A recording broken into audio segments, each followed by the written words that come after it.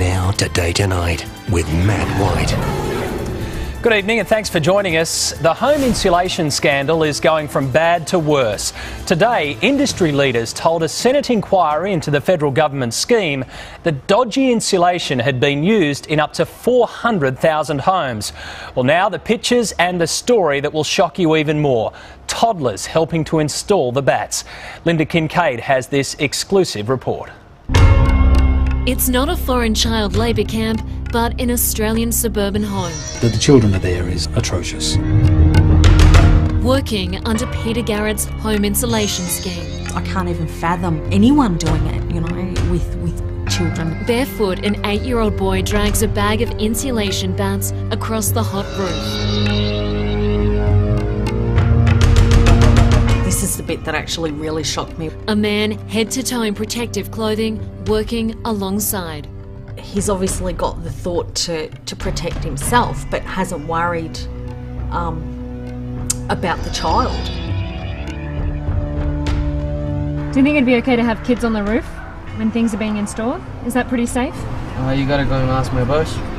1 foot forward, the child tries to balance and almost falls. I can't believe they're doing this.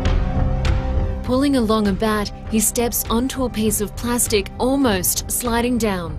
Unbelievable. He's nearly slipped.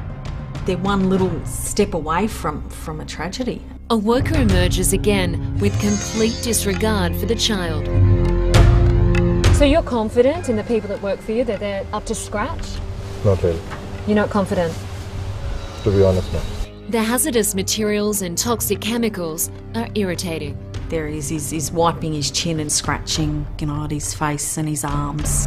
Oh God, look what they're doing now. Another 2 kids enter the worksite. The eldest, his hands all over the material, pulling apart piece by piece. They have all the gears like the coveralls, the gloves, the mask, the goggles. And why do they need to wear that protective gear? The thing is because this thing is pretty itchy. I don't even know if I've got words to describe this part. Another kid's coming up? Yeah, number 4. He's still got all his full protective gear on. He's been working with this stuff and now, you know, he's picking a little child up that, you know, can hardly even balance on the roof. Do your workers know that it's dangerous to have kids on the roof? They should. Catching them in the act, neighbour Lynda said. I sort of thought, well, you know, can you ring the police for these things? You can't ring, you know, any of your government departments on a Sunday. Recording on a handycam, Mrs. Honeysett was horrified witnessing a group of 4 children under the age of 10 installing a roof full of insulation bats. The company behind this job, called Economics, sprang up last year. Boss and part owner, Asim Ali. Did a lot of people decide to get into this business when Peter Garrett announced this scheme? Yes. Is that concerning, that a lot of these people don't have much experience? It is. Do you think you're qualified? As far as knowledge goes, yes. Hands-on experience, I might not be. Their office is a cottage in Melbourne's outer eastern suburbs. Their trucks, rented by the day. Do you know that 2 of your men had 4 kids on the roof on Sunday when they were installing these? 4 of the kids? Had 4 kids on the roof, helping them. No. At least 2 of the kids on the roof lived in the home. Were the kids helping?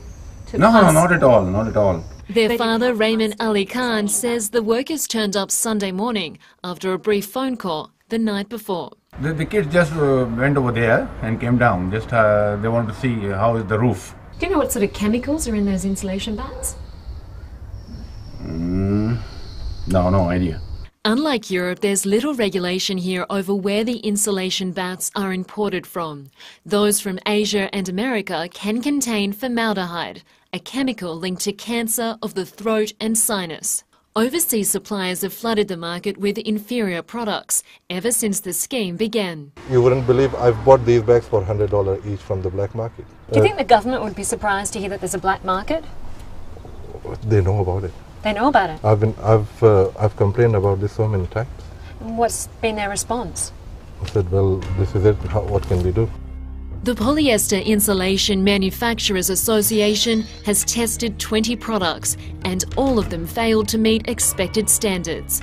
Only 2 from the United States achieved the rating needed to comply with legislation. Even the products that are approved recommend people avoid contact with the fibre, wear long sleeves and long trousers, occupational protective gloves, hats or caps, occupational masks and rubber-soled shoes. Any contact and first aid should be applied immediately. How were your kids? Like, were your sons itchy? No, not at all. No? No. Any rashes on their skin? No. Peter Garrett has racked up $2.4 billion of Commonwealth debt to fund the scheme. He's had to borrow another $19 million to investigate some of the jobs. And now an inquiry launched today that hasn't even been costed has already heard of at least 400,000 homes with dodgy insulation. It's clear that the Minister rushed the program. WorkSafe expert Kevin Jones. The scheme has been promoted on a national basis with the support of the Australian government, means that the demand for the insulation has been so substantial that it's allowed opportunities for unprepared companies to come into this industry. You're dealing with people's homes and people's lives that, you know, you're doing this sort of thing, and if you're not doing the work correctly, you're putting them at danger.